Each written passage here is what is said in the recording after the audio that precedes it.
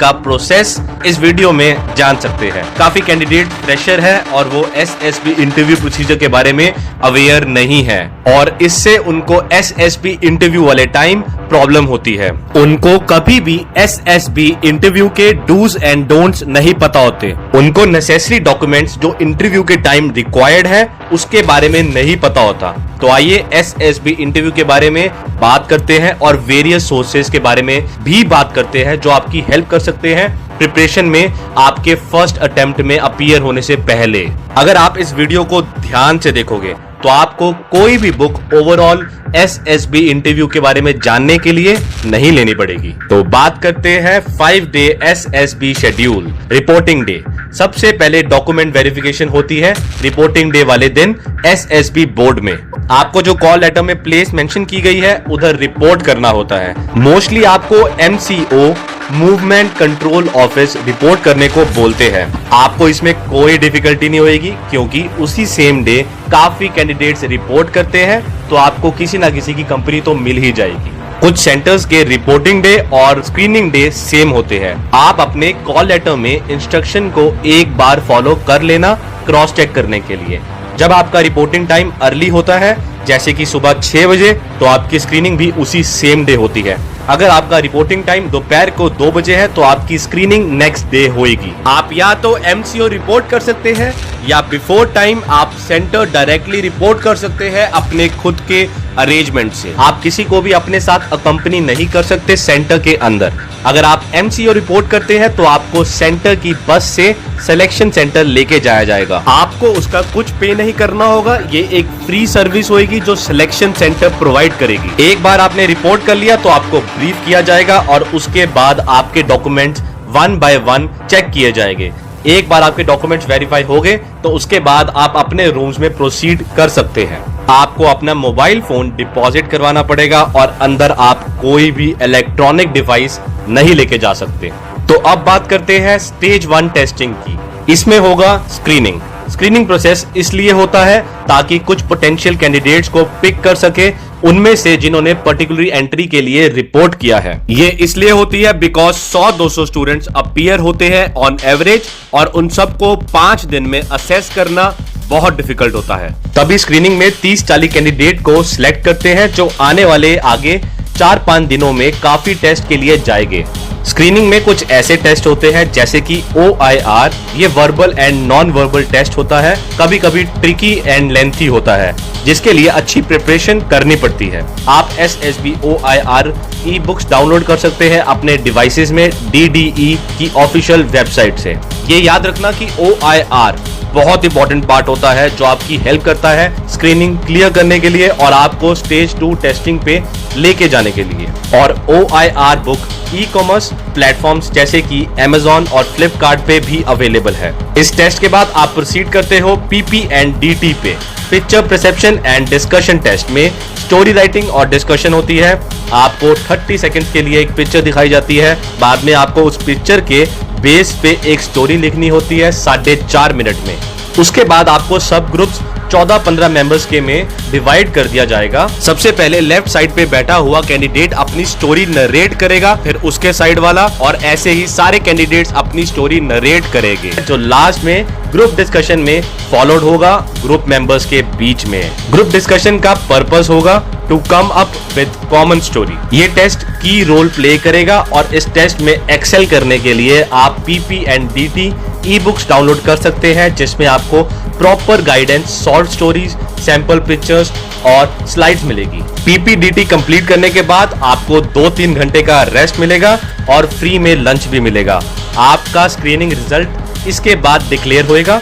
Selected candidates को new chest number से allot किया जाएगा। बाकी कैंडिडेट्स को ट्रैवलिंग अलाउंस देके वापस भेज दिया जाएगा। कैंडिडेट्स जो स्टेज 1 स्क्रीनिंग क्लियर करते हैं उनको PIQ फॉर्म दिया जाता है फिल करने को। PIQ फॉर्म में क्वेश्चंस होते हैं जो एजुकेशन को लेके, family background, notes of your achievements, hobbies, interest और अदर बेसिक इंफॉर्मेशन होती है। अब बात करते हैं स्टेज 2 टेस्टिंग की। जो स्क्रीन इन होएंगे उनकी स्टेज 2 टेस्टिंग होएगी। सबसे पहला टेस्ट होगा psychology test. Psychology test battery of projective test है। ये सारे टेस्ट कैंडिडेट की साइकोलॉजी को टेस्ट करने के लिए किए जाते हैं और ये देखा जाता है कि कैंडिडेट सूटेबल है कि नहीं है ऑफिसर बनने के लिए। कैंडिडेट्स को पर्टिकुलर टेस्ट के बेस पे अपना रिस्पॉन्स लिखना पड़ता है। इसमें टाइम लिमिट बहुत क्रूशियल है, तो इसलिए आपको अपना पहला रिस्पॉन्स टाइम पे लिखना पड़ेगा। बैटरी ऑफ टेस्ट की बात करें तो नंबर 1 पे है थीमेटिक एप्रिसेप्शन टेस्ट, जिसको टैट भी कहते हैं। नंबर 2 वर्ड एसोसिएशन टेस्ट, वैट भी कहते हैं। और नंबर 3 है सिचुएशन रिएक्शन टेस्ट, SRT। और नंबर 4 सेल्फ डिस्क्रिप्शन टेस्ट, SD। बात करते हैं थीमेटिक एप्रिसेप्शन टेस्ट। इसमें आपको 11 पिक्चर्स दिखाई जाएगी, जिसमें लास्ट पिक्चर एक ब्लैंक स्लाइड होगी। हर एक पिक्चर 30 सेकंड्स के लिए आएगी और फिर डिसअपियर हो जाएगी।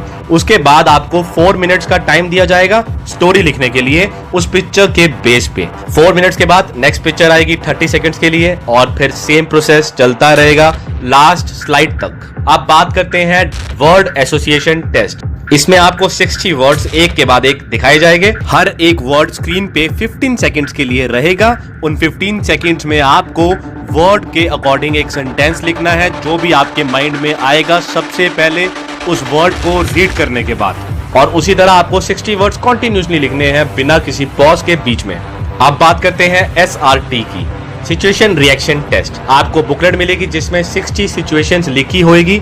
आपको अपना रिस्पॉन्स लिखना है उन 60 सिचुएशंस के बेस पे। इसमें 30 सेकेंड्स टाइम अलॉट होगा आपको। अब बात करते हैं SD की, सेल्फ डिस्क्रिप्शन टेस्ट। इसमें आपको अपने बारे में ओपिनियन लिखना है और आपके पेरेंट्स, फ्रेंड्स, टीचर का आपके बारे में क्या ओपिनियन है वो भी लिखना है। और ये भी बताना है कि क्या चीजें आप फ्यूचर में अपने अंदर डेवलप करना चाहोगे। 15 मिनट का टाइम अलॉट किया जाएगा। इसमें आप साइकोलॉजी ई बुक डाउनलोड कर सकते हो, जिसमें आपको प्रॉपर काउंसलिंग मिलेगी, जिससे आप सक्सीड हो सकोगे। इसमें आपको सॉल्व क्वेश्चंस, प्रैक्टिस क्वेश्चंस और कुछ क्रूशियल इंफॉर्मेशन मिलेगी।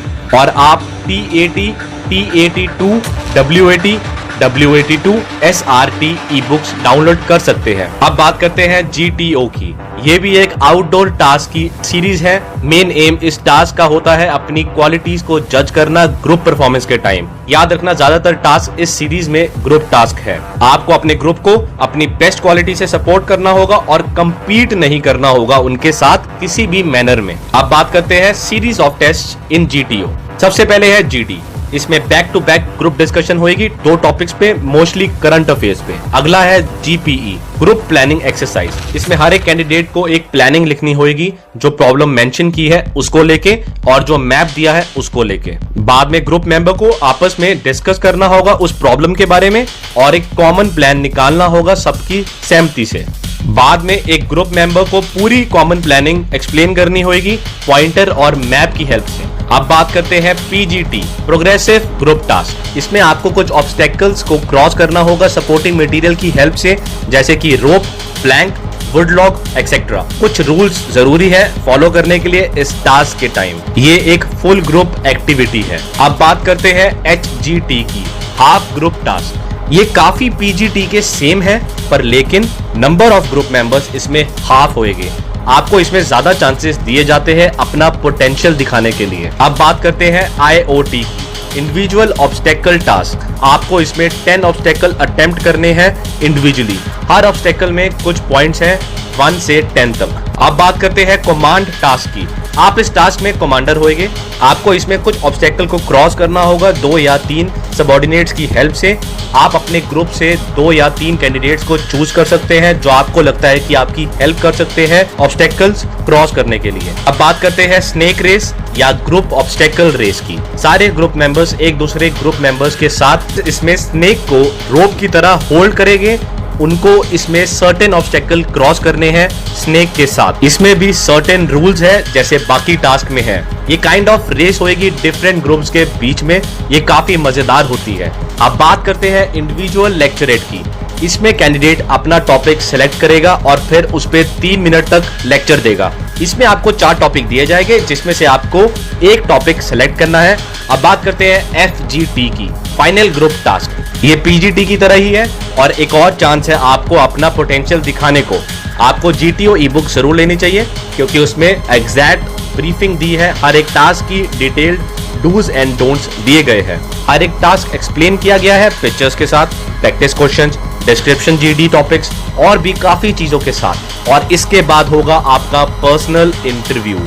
एसएसबी इंटरव्यू के क्वेश्चंस और आंसर्स एक बहुत इंपॉर्टेंट रोल प्ले करते हैं कैंडिडेट की असेसमेंट में। पर्सनल इंटरव्यू प्रेसिडेंट या deputy president of the board लेते हैं। ये इंटरव्यू कम से कम 15 या 20 मिनट का हो सकता है और ज्यादा से ज्यादा 1 घंटा या 1.5 घंटे का हो सकता है। इंटरव्यू में क्वेश्चन किसी भी एरिया से हो सकते हैं। आपको आपकी एजुकेशनल बैकग्राउंड से क्वेश्चन पूछ सकते हैं, टेक्निकल क्वेश्चन भी पूछ सकते हैं, नेशनल इंटरनेशनल रिलेशन पे क्वेश्चन पूछ सकते हैं, इनफैक्ट आपकी पर्सनल लाइफ पे भी क्वेश्चन पूछ सकते हैं। तो इसलिए आप कुछ भी एक्सपेक्ट कर सकते हैं पर्सनल इंटरव्यू में।